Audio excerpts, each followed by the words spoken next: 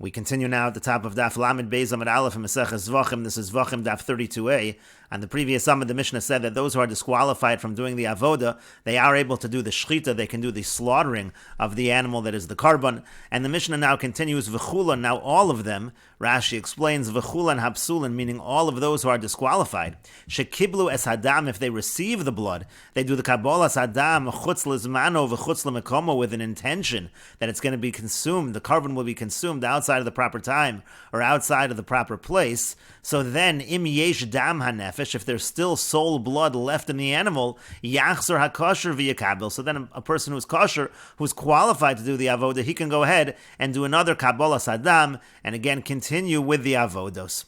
And Rashi explains, Shekiblu hadam, again, these psulim, they received the blood, al minas lechol ulahaktir, and they did it with the intention to eat or to burn on the mizbeach, chutz lizmano, chutz l'makomo, outside of the proper time or outside of the proper place. So then, im yesh dam hanefesh od bebehem, if there's still soul blood in the animal, yachzor hakosher v'yakabel, so then someone who's kosher can go ahead and he can be makabel again, he can receive the blood.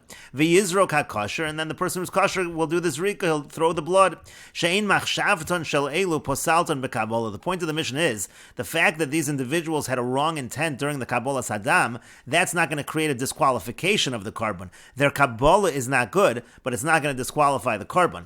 Lefi she'ein ru'uyin law, because they're not even fit to do that avoda. Vein machshava posela, so their wrong intention is not going to create a disqualification, because wrong intention doesn't create a disqualification. Ela b'misha roy la'avoda, only for somebody who's fit to do the avoda, and they're not fit to do the avoda. And how do we know that? Because it's written in the pasuk, hamakrev oso lo yechoshev. We learn from that pasuk, beroy lahakarava hakasa medaber. The pasuk is talking about somebody who is fit to do the hakarava, who is fit to bring the offering. And the Mishnah continues, Kibel HaKosher, let's say somebody who is kosher receives the blood, V'nosan L'Posel, and then he gives it over to someone who's disqualified, so then Yachzir L'Kosher, then it should simply be returned to the person who is kosher. Kibel B'Yamino, let's say he receives with his right hand, V'nosan L'Smola, but then puts it into his left hand, so Yachzir L'Yamino, so it should be returned to his right hand. Kibel B'Chli Kodesh, V'nosan L'Chli Chol, let's say he receives it with a holy vessel, but then puts it in a mundane vessel, so Yachzir L'Chli Kodesh, again, return it to the Kli Kodesh, return it to the vessel that is holy. Nishbach min hakli ala ritzba, if it spills, the blood spills from the vessel onto the floor, v'asafo, and then he gathers it up again, kosher, it will be kosher.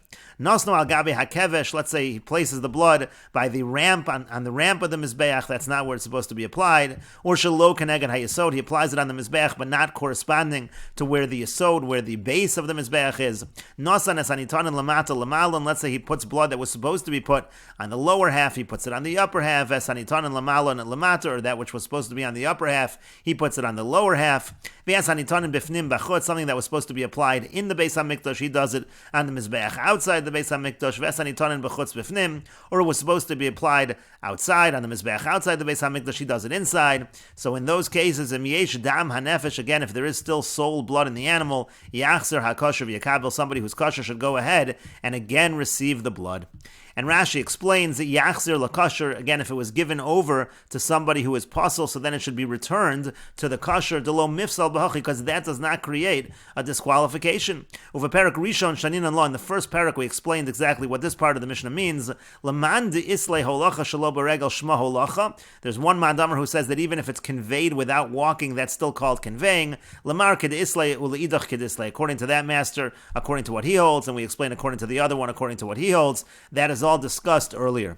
Nasnu hapsol al gabe hakevesh o shelo keneged hayesod. If somebody who's puzzle, Rashi understands we're talking in the Mishnah here, also someone who's disqualified places it on the ramp or places it shelo keneged hayesod. So yachzor hakosher v'yakabel. So then someone who's kosher should go ahead and receive it again. And Rashi explains isviralon. Now, if we hold the puzzle osa shirayim, that somebody who is puzzle is still able to create shirayim. Shirayim means the remainder or leftovers, meaning that if a puzzle does the avodah, that which is remaining in the animal, that soul blood, is not going to be kosher. So Ashmin and Haitana, so then the Tana of the Mishnah would be teaching us here to shalo b'mekomo lav k'mekomo dami, that since it was applied not in its place, so it's as if it was not applied at all, because shalo b'mekomo is lav k'mekomo dami, not in its place is not considered the same as being applied in its place. Lafikach lo asan shirayim, that's why it doesn't create that the remainder of the blood is considered shirayim, that's why you're able to do it again, you can do the Kabbalah again. V'hisvira le de shelo b'mekomo kimekomo dami. Now, if the Tana holds that shelo b'mekomo is kimekomo, so it is like an application. V'havelo zurika gemura b'adam pasal. So it was a real zurika with someone who is pasal, someone who's disqualified. So then Ashmein on dein pasal osa shirayim. So then what the Mishnah is teaching us is that a disqualified person does not create shirayim since he is pasal. Therefore, again, the remaining blood, that remaining soul blood, can be used. And the Gemara says, shachtu, the language of the Mishnah is that these individuals who are disqualified, they slaughtered the carbon. But the Gemara says, di'evid in, it sounds like after the fact, yes, then we accept the carbon. But lechatchila lo, but lechatchila, meaning at first, we really would not want someone who's disqualified to slaughter the carbon. It is not a lechatchila. And the Gemara continues, Uraminu, we have a contradiction on that from the following Brisa. The Pasuk says, V'shachat, it says he's going to slaughter, Shchita bizor kashera. The slaughtering done by a non-Kohen is kosher. Shashchita kashera bizorim, uvenoshim, uva'avodim, uvitmeim. Because slaughtering is kosher by non-Kohanim, by women, by slaves, by those who are impure. V'afilu b'kodshei kodshim, even by karbonos that are kodshei kodshim, holy of holies.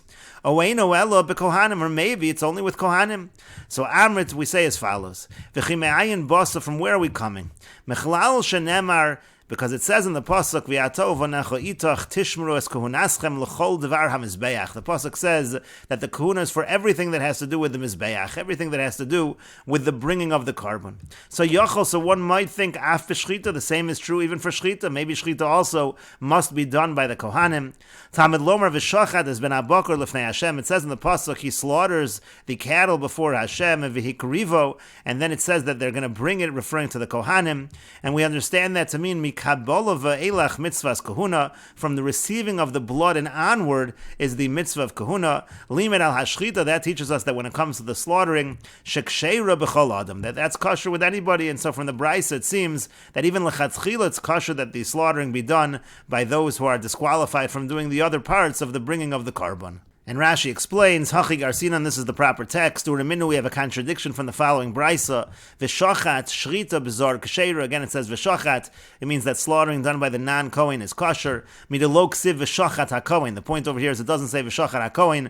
It doesn't mention a Kohen, therefore it could be a non-Kohen. And then the Brisa said, v'chime'ayin basa, where are you coming from? Lomar shet sricha kahuna. Why should we even say that kahuna is required? V'halolo nemar ba-Kohen. It doesn't say the word Kohen. And then the Brisa said, v'hikrivo ha-Kohanim, it says that the Kohanim are going to bring, again, that's what the Pasuk, when it says, v'shochat has been abokar, v'hikrivu, in our Gemara it said, v'hikrivu v'gomer, it's v'hikrivu ha-Kohanim, the Kohanim, they're the ones that bring. U'mirchsib b'Kabbalah kahuna, and from the fact that it's written by Kabbalah, by receiving the blood, kahuna, u'v'shchita lo ksib, but by slaughtering that's not written, limed al hashchita sheksheira bizar, that teaches that the slaughtering is kosher with a non-Kohen. And the Gemara continues and answers, Hu adin da'afila l'chatchila nami. Really, even in our Mishnah as well, the shchita could be kosher, let's say, with a non-Kohen, even l'chatchila.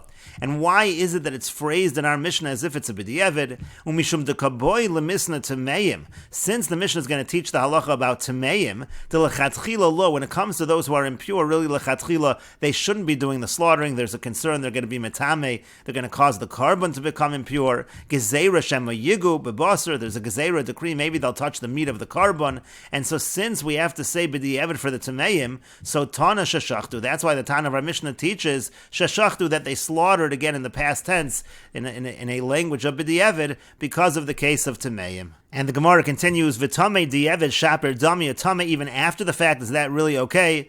Is it kosher? Uraminu, we have a contradiction from the following brisa. The pasuk says, V'samach v'shachat, it says that he's going to lean his hands upon the carbon, and then it talks about slaughtering the carbon.